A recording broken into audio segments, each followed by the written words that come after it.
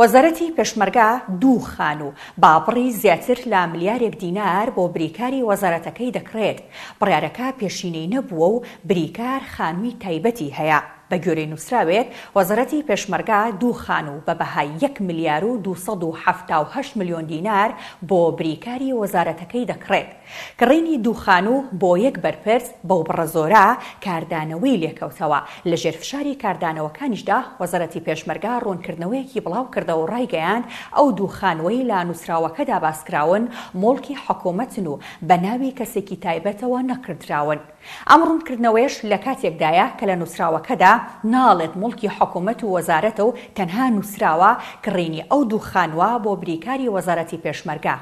ئەبوبەکر هەڵەدنی کە جگە لەوەی یاساییە هاوکات ئەندامی لیژنەی پێشمەرگەی خولی پێنجەمی پەرلەمان بۆ دەڵێت بە گوێرەی نووسراوەکە بێت مڵکەکە بۆ بەرپرسەکەیە بۆیە نابێت مڵکەکە بۆ کەسەکە بێت و بە ناوی بەرپرسەکەەوە بکرێت بەڵکو دەبێت بە ناوی وەزارەتەوە بێت.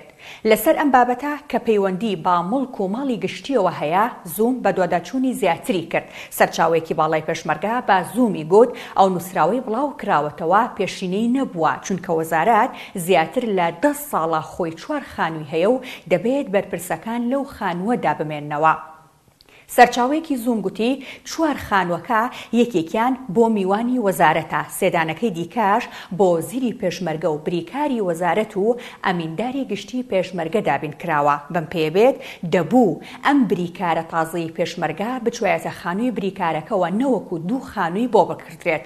کڕینی ئەم دوو خانووە لە کاتێکدایە کە بە گوێرەی زانیاریەکانی زووم کەمترین بەرپرسی وەزارەتی پێشمەرگە خان و ئۆتۆمبیلەکانی وەزارەتی پێشمەرگەیان تەسلیم بە وەزارەتەکە کردوتەوە. لەم بە دوواداچوونی زوومدا ئەوەش ئاشکرا بوو کە شۆڕش ئیسماعیل وەزیری پێشمەرگەی کابینەی نۆیەم کە 8 مانگە دەوام ناکات نەچوەتانیە و هیچ کام لەو 4 خانووی وەزارەت و دوو خانووی دیکەی بۆ دابین کراوە کە تاوەکو ئێستاش لەلایەتی.